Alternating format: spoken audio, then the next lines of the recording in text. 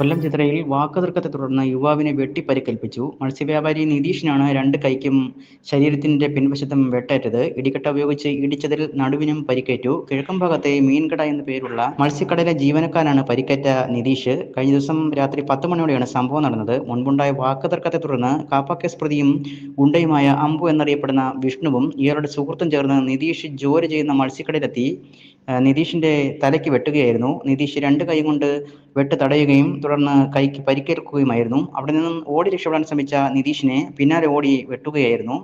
അമ്പുവിനൊപ്പം ഉണ്ടായിരുന്നയാൾ ഇടികട്ട ഉപയോഗിച്ച് നിതീഷിന്റെ നടുവിൽ ഇടിച്ച് പരിക്കേൽപ്പിച്ചു. നിരവധി ക്രിമിനൽ കേസിലെ പ്രതിയാണ് അമ്പു എന്നറിയപ്പെടുന്ന വിഷ്ണു.